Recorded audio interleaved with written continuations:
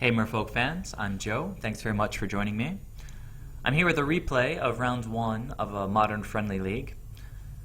In the last league that I played and tried to record, I timed out because I was playing against a really grindy sort of value Abzan combo deck. It was like Restoration Angel and Siege Rhino and a bunch of other stuff, Spike Feeder. We didn't see any Archangel of Thune, but I assume it was in the deck. But while giving commentary, I spent 15 minutes off my own clock in the first game, which I lost. I only had 10 minutes on the clock left to win 2 more games. I won the second game in 5 minutes, but the third game, I assembled an Alpha Strike, but just couldn't click the buttons fast enough, and ultimately lost to my own clock. So I decided to take a break in this league from doing the live recording, and I'm just going to show you guys the replays here and see how that goes. So round 1, it looks like the opponent won the die roll. Let's go ahead and look at the opening hand. Super solid Merfolk hand. 2 blue sources, 4 creatures, card draw, interaction, potential counterspell, Master of Waves. It's an excellent Merfolk hand. The opponent mulliganed, decided to keep 6 and kept the card on top of the library. Tapped Stomping Ground could mean just about anything, so especially on a mulligan. Not quite sure what he's up to yet. So I drew a Reejerey for the turn, and with 2 lands and an AEther Vial, pretty happy to still be drawing gas. 1 or 2 more lands might be good in the next couple of turns. So obviously for this turn I'm just going to play a land. I chose Cavern of Souls. No reason to reveal a Merfolk yet. I only have creatures in hand as far as spells that require blue, so Cavern does pretty well. It does reveal that I'm on Merfolk, so play Cavern, name Merfolk, play AEther Vial, pass to the opponent. He untapped and drew and played an island. So at this point, you know, there's not a lot of teamer decks in Modern. Maybe the most prominent of them are the older Scapeshift variants, while there's Bring to Light, and then also just the sort of Snapcaster, Control-y Scapeshift variant. So for the opponent's turn, they cast Farseek, getting a tapped Watery Grave. So seeing that 4th color there, red, green, blue, and black, pretty much ensures that this is, in fact, a Bring to Light Scapeshift deck. So one of the strategies against them is to try to take them off of whatever color we can, to keep them off of 4 colors. If they don't have 4 colors, they can't grab Scapeshift with Bring to Light, they can't grab their board wipes. So those are good things to keep in mind moving forward. For my turn, I obviously take AEther Vial up, drew that land that I was talking about, so things going really well for us. Going to reveal Silvergill Adept for Wanderwine Hub, cast Silvergill Adept, and off of Silvergill drew a 4th land. At this point, we're totally set on lands, don't really want to draw any more of those. We're going to be able to Vial in Cursecatcher on the opponent's turn, potentially countering something. We'll see how that goes. So that's all I had. The opponent played another Stomping Grounds tapped, so they've got redundant access to red now. And they just passed, so giving us a lot of time to develop our strategy. Activate AEther Vial, had no responses, so I get to bring in Cursecatcher. And untap, put AEther Vial up to 2, and draw for the turn. Hit a Spreading Seas. So I have the choice this turn of playing out Reejerey right now and swinging for 5 rather than 3, or trying to take the opponent off of one of his colors. In this case, black is the vulnerable color. We've got AEther Vial. We're going to be able to get our creatures out. So I took this turn, I think, to just play Spreading Seas. I'm going to attack with Silvergill and Cursecatcher. Opponent doesn't really have anything he can do about it, so I think he just took the 3, going down to 17. So second main, I did decide to cast the Spreading Seas, targeting the Watery Grave. Opponent didn't counter it or anything, so I drew that 5th land, pretty clunky at this point, and I'll play a land. In retrospect, I think being the aggressor in this matchup, it probably would have been correct to go with Reejerey that turn, but I don't know, hard to say for sure. I'm going to be able to bring in Harbinger on the opponent's end step. There's almost certainly not going to be anything we have to worry about bouncing with Harbinger, so we're going to get him out just as a body. take Aether Vial up, and swing for 8 with Harbinger, Silvergill, and Cursecatcher. So it's basically a 2-turn clock from this point. But if we had attacked for 5, he would be at 15 now. Next turn again, swing for, well, more, because we'd have Reejerey. We could swing for the 8 with those 3. Harbinger, Silvergill, Cursecatcher, but then 2 more with Reejerey. Goes from 15 down to 5. I'm not sure how much of a difference it made not playing out Reejerey here. Not a big mistake if it was in fact a mistake. Taking the opponent off of one of his colors is part of the strategy against this this deck, as I mentioned earlier. So they have another fetch land. They're going to be able to get their colors back online. So what was their play this turn? Sakura Tribuilder. Pretty innocuous seeming, but this guy gets to fetch any land he wants, any basic he wants out of the deck. So that's pretty scary from our point of view. He's up to 5 lands already on his 4th turn. Actually going to be at 6 at the end of this turn cycle. Nothing I can counter with Cursecatcher, so at the end step I will activate Aether Vial and bring in Harbinger.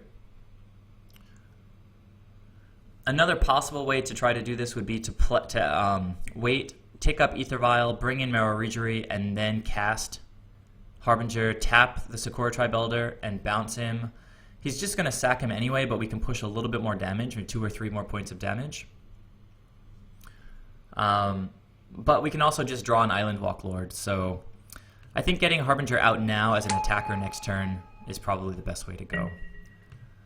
So during my upkeep, I am going to take Aether Vial up to 3 because I have the Reejerey in hand. Drew Mutavault, that's going to be potentially useful as an attacker. It combos with Master of Waves, and I guess Merrow Reejerey also. Straight to combat, turn our guys sideways. We expect the opponent to block and then sacrifice the Sakura Tribuilder during blocks.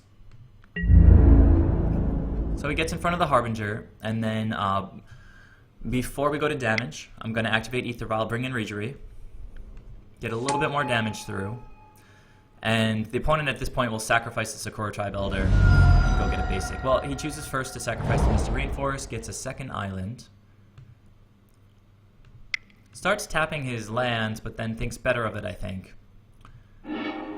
Sacks Sakura Tribuilder, gets the swamp that we took him off of earlier, the black mana. It's going to take 5 for the creature to go from 16 down to 11. Now, at this point, we've got 10 power across our Merfolk with an extra 3 in Mutavault. So we've got lethal on board, and I made a huge mistake here casting Master of Waves. There's absolutely no reason to cast Master of Waves here. I guess if I'm predicting something like an Anger of the Gods, and everything's going to get wiped away anyway, Master of Waves would still be standing next turn, but we're going to be able to activate Aether Vial on 4 next turn anyway. Mutavault will be buffed, we'll get a couple of tokens from the Spreading Seas, and Master of Waves himself. Just a really poor play here, and we get 7 tokens, but it's like double overkill. At this point, the opponent does have his 4 colors online, and so with 3 cards in hand, he's almost certainly got something going on. So pays 5 mana, cast Bring to Light with 4 colors. That means he can get any 4-drop out of his deck, 4-drop or less. And I think you guys can probably guess what he got. Damnation. Man, if we had the Master of Waves in hand, the opponent still would have been forced to cast Damnation. We could Vial in Master next turn, immediately start cracking in for 3 points of damage at minimum with this Mutavault. So I sack Cursecatcher, always make them pay if you can with Cursecatcher. And all my creatures get wiped away. Huge misplay. I might have been a little tired during this match. I certainly would have played it differently in another game. But, you know, that's why I make these videos. You guys can learn from some of my mistakes. I can learn from you guys making suggestions. I am going to use Aether Vial's ability since we've got enough lands just to cast any like 3-drop we might draw. Drew another Mutavault, which would be super excellent if I still had access to Master of Waves. So here I'm just going to play the Mutavault, activate the other Mutavault, and swing. So opponent goes from 11 down to 9. I think he just passes, doesn't even hit a land drop here. Leave Aether Vial alone. Drew another Mutavault. They're really mocking me for wasting my Master of Waves here. I think the opponent would be pretty much dead right now. See, last turn he would have swung for 3, he would be at 8, and this turn I would just have Master of Waves on a couple of tokens. So easily could have won this game. As it stood, the opponent was at 9, 4, end step, lightning bolt my face, and that's always sort of prelude to death against Scapeshift. If I had Negate here in the main deck somehow, I could have countered the Scapeshift, or at least tried to. For all I know, he might have a Remand as the single card left in his hand. This is going to resolve. He's choosing his lands to sacrifice. He's going to go get a couple of Valakites, and I think 6 or 7 mountains. 1, 2, 3, 4, 5, 6. 1, 2, 3, 4, 5, 6. So I think it's 12 triggers. It's 4, 5, 6, 7, 8, 9, 10, 11, 12. Each of those is doing 3 damage to me, so I'm taking 36 to the face. I should have just conceded, but it was only going to take a couple more seconds. I usually like to actually let the opponent get me down to 0. So yeah, totally winnable game. Felt a little silly, sort of immediately after I cast the Master of Waves, actually. During the opponent's turn, even before he tapped his lands to cast Bring to Light, I was asking myself why I put that guy on the board. A rare, sort of obvious mistake, I think, and it cost me the game. So that was the first game. I'll go ahead to the second game. I minimize this stuff. All right, so just get this chat window open here, drag this down a little bit.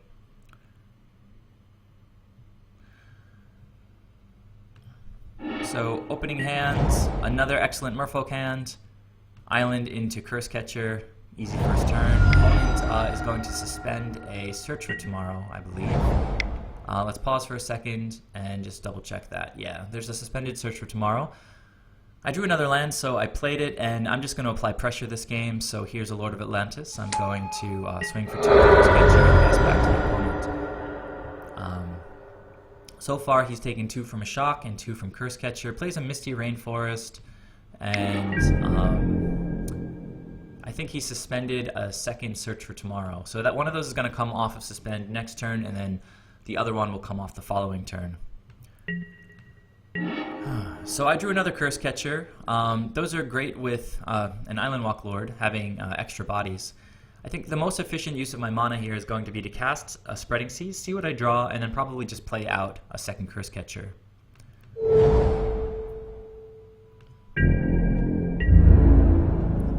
Swing for 4. Opponent's going to go from 16 down to 12. Second main, I'm going to tap some lands. Well, play Cursecatcher first, off of the Cavern of Souls. Drew another Cursecatcher. But just to make most efficient use of my mana, I can hit the Stomping Ground, take the opponent off of 2 colors. Red and green, and just hoping to draw well off of the Spreading Seas. Another Spreading Seas is not bad in this matchup. So 6 power on board, opponent's already down to 11. One of these Search for Tomorrows is going to come off of suspend. I could have chosen to make him tap out to pay for this, but he would still get to resolve it. Seemed like a terrible play, so I'm more than happy to put my creatures on the board as attackers. He got an island and played a forest. Interesting choices since he still now has only access to 2 of his 4 colors. Drew a Harbinger of the Tides. It's decent as a body. Spreading Seas, not very useful right now since we can't cut him off of another color. We can keep it in reserve in case he does get out a swamp or a mountain. So this turn, I can just go straight to combat. The opponent, what's he doing here? Tapping his lands. It's pretty ridiculous. Cast a Cryptic Command trying to tap and draw a card. But I could just sacrifice a Cursecatcher. I mean, he's saving himself some damage, but still, you don't waste Cryptic Command if you can avoid it. So swing just for 4. And I think the play here is Cursecatcher and Harbinger. Cursecatcher and then Harbinger getting lethal on the board. Opponent still, at the beginning of this turn, only has access to 2 colors. Search for Tomorrow is going to resolve, though.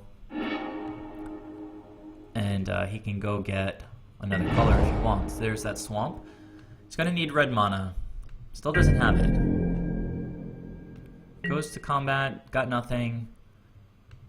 Ends the turn. So, drew another body, Tidebinder Mage. Not super useful. I think we'll just pass here to combat and see what happens.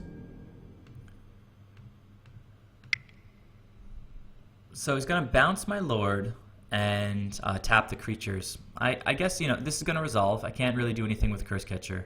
So Lord's going to go back to my hand. Opponent only took 4 this turn, sitting at 7 now. I'm going to start with Spreading Seas, taking him off of black. If I draw a land, I can play out my Lord again. If I don't, I can just play him out next turn, and I still have lethal with 3, 2, and 2 with Island Walk. Opponent's going to try to remand this, but with Cursecatchers on the table, we're going to push through the Spreading Seas. We want to draw a card. We want to have our invested mana actually take effect. So this Cursecatcher has done his job. He did a whole bunch of damage, and now he gets to prevent the opponent from drawing a card with Remand and helps resolve our Spreading Seas, taking him off of black. He has no more mana, so he can't pay for the Cursecatcher. Spreading Seas is going to resolve. And I did draw another land. Fortunate for me, I can just go ahead and play out the Lord right now. Still presenting lethal at this point. Okay, so the opponent scooped at that point. We had a really nice, aggressive, but controlling Merfolk game with the 2 Cursecatchers. We didn't draw any actual counterspells, but having drawn 3 Cursecatchers against a blue deck ended up working really well for us. So let's go ahead to game 3 and see how the match concluded. Open up the chat. Drag that down a little bit.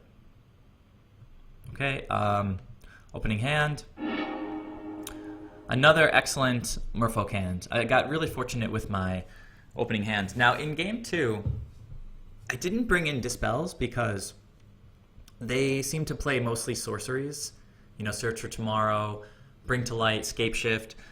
But it's totally possible they sideboard into more instant spells. Like they might bring in more Cryptic commands if they don't already have 4 of them in the main deck. And we saw he played Cryptic last game, so Dispel potentially going to be really useful. Spreading Seas again, cutting them off colors. Silvergill, drawing cards. Master of Waves, Master of the Pearl Trident, giving us Island Walk, and AEther Vial just making everything run smoother. The opponent kept 7 cards. He's going to be on the play this turn, this game, and I'm definitely just going to keep this. So opponent opens with untapped Stomping Ground. Let me slow down a little bit here. I think he suspended a Search for Tomorrow. I drew and played a Minamo, and am going to cast AEther Vial here. So Valakut is interesting, potentially representing that the opponent doesn't have a lot of lands in hand. He has this suspended Search for Tomorrow, which is going to allow him to keep on curve with land drops. But here, I think we see he actually suspended a second Search for Tomorrow. So opponent's probably going to do pretty well with his lands. But playing early Valakut can usually be pretty telling that they're short on lands in hand. Now, Valakut presents an interesting target for Spreading Seas. Against Breach Titan, I would hit Valakut in a heartbeat, just because it prevents Primeval Titan from getting that many more triggers when he brings in more mountains. But against Bring to Light, we want to reduce their access to colors, and so I think that Stomping Ground might actually be the better choice. I don't know. It's sort of 6 half a dozen because this makes red. If I hit this with blue, it gives him access to blue. And they're not trying to kill us as early as Breach Titan is. They're trying to play a more controlling game. So yeah, those are just some thoughts on the 2 lands that the opponent has played so far. He passed his turn. AEther Vial is going to go up to 1. And for my turn, I drew a second Spreading Seas. So we've got some choices at this point. The opponent, though, he's going to have 1... Search for Tomorrow resolving next turn. Potentially, again, Valakut representing that he doesn't have lands in hand. I think I can probably wait on Spreading Seas and develop some pressure. I forget what I did at this point. So I did go with Spreading Seas. I can stay ahead of the curve here, and just as he plays out new lands, I can keep hitting them with Spreading Seas, I guess. So it's sometimes a difficult call between Spreading Seas and Silvergill Adept. We have I think ultimately the decider here was that next turn I'm going to be able to start putting creatures in with AEther Vial. AEther Vial can't really help us cast Spreading Seas, so if I have a choice this turn, I might as well use my mana to cast a Spreading Seas. If I want to cast the next one next turn, I'll also be able to bring a creature in with AEther Vial. So that resolves, and I drew another Island Walk Lord. So things going very well for us so far. Things also seem to be going pretty well for the opponent. Let's see how this turn went. The first search for tomorrow is ready to go on the stack. So it's going to resolve, nothing we can do about it. And he gets an island. And again, interesting choice with, I guess, you know, getting island potentially representing that he has a Cryptic Command in hand, because I've already given him one island. Getting another one, he gets that much closer to triple blue. Looks like he did have another land in hand. And in the fashion of control decks, he's just going to play his lands and pass back to me. So sort of learned our lesson in game one. I think we can stand to be a little bit more aggressive if possible. So we do use AEther Vial's ability, and it might be time to start getting more aggressive. Obviously, Spreading Sea is not great right now because the opponent has redundant blue and redundant red. If he plays out more green or more black, we're going to have Spreading Seas to take him off of that. But for now, it's going to be a turn about creatures. He'll play a Mutavault and then cast Silvergill Adept off of the Cavern and the Mutavault, leaving up blue for Dispel if there's anything that we need to hit with it.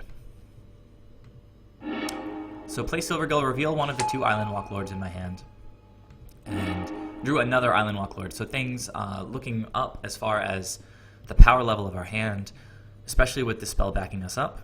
So AEther Vial, I can wait till the opponent's end step to activate. Second Searcher tomorrow is going to resolve here. The opponent is doing really well with their lands. Beginning of turn 4, they have 5 lands on board. You see a Sakura Tribe Elder, that's going to get him up to 6. But I think he did miss a land drop this turn. So potentially he ripped that mountain off the top after playing Valakut on the second turn. So yeah, that was the 4th turn for the opponent. He's worked his way up to 6 lands if we count the Sakura Tribe Elder. And on the end step, of course, I'm going to bring in Master of the Pearl Trident. AEther Vial will definitely stay on 2. A little bit awkward that we drew Kira here, but still correct to leave AEther Vial on 2. The opponent did play green. He's got Sakura Tribe Elder to get whatever basic he wants. We've got a 4th land, so we've got a lot of choices that we can make here. It would be wise to leave up Dispel as long as possible. So I play Wanderwine, reveal the same Master again. I'm going to start with Spreading Seas hitting this green, slowing them down. If we want to, well, it might, let's see how this goes.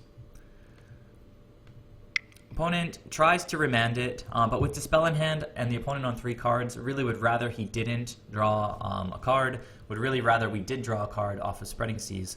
So I decided to use my Dispel here. Dispel cannot hit Bring to Light, it can't hit Scapeshift, so if we have mana up and the opportunity to slow the opponent down by countering something, we usually want to take that window of opportunity.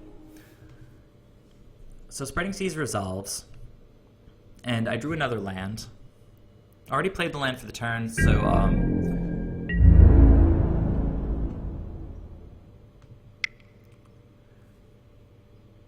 now, this is an interesting attack step. The opponent, let's see. I think that I was a little bit afraid of a board wipe, so I decided not to bring in the second Island Walk Lord yet. If you say that he sacks this guy, has a 4th color after playing a land drop, then he goes and gets another Damnation. If I had played out my Lord, I don't know. I think this was a little bit conservative, but let's see how it resolved.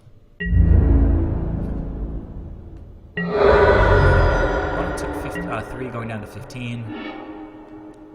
Gonna sack the Sakura Tribe Elder anyway.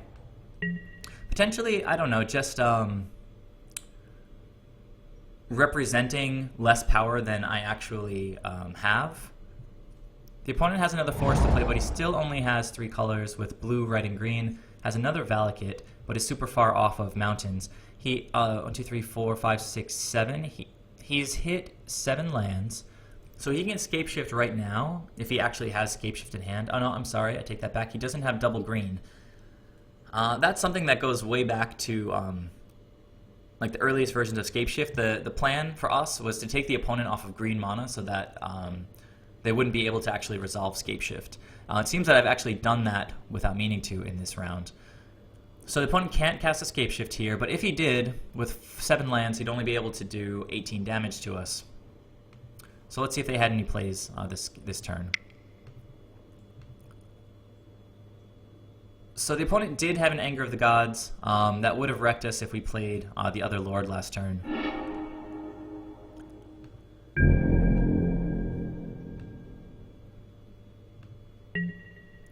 But with that as his only action that turn, I can bring in my Lord and then start cracking in again next turn. So I did decide to take AEther Vial up. I drew a Negate, which was probably the best possible draw I could have hit at this point in the game. As I was mentioning, the opponent had already established 7 lands. They're going to probably get an 8th land next turn and potentially get onto 4 colors. If they have a green source, they can hard cast Scapeshift, go for lethal Scapeshift. If they have even a black land, they can cast Bring to Light and go get Scapeshift. So they're sitting comfortably at 15 life for the time being. But this Negate, just with the opponent on 2 cards, I feel that we have to have the upper hand at this point. It's really, really unlikely that the exact cards in his hand are something like Scapeshift and Remand, or Bring to Light and Remand. So let's go ahead and see how this turn worked itself out. I'm going to start with Kira, just to protect a little bit. Played out Wanderwine Hub, revealed Master of the Pearl Trident, and I'm going to go ahead and cast that guy. Not going to attack with Mutavault. It might be telegraphing that I have counter magic, but so be it. This is the game. Swinging for 3 this turn, taking him down to 12. Think about our clock. Next turn we have 4 with Mutavault, 3/3 with the Lords is 10, plus 2 is 12 with Kira. So we're getting really close. That actually is lethal if he doesn't have anything. We see a Sakura Tribe Elder. That's probably going to be too slow.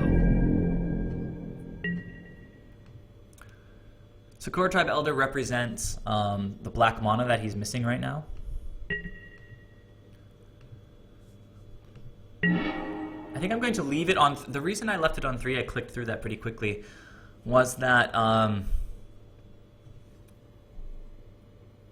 Master of Waves wouldn't change the combat math as much as a potential Merrow Reejerey would, and we happen to draw into a Reejerey. Now,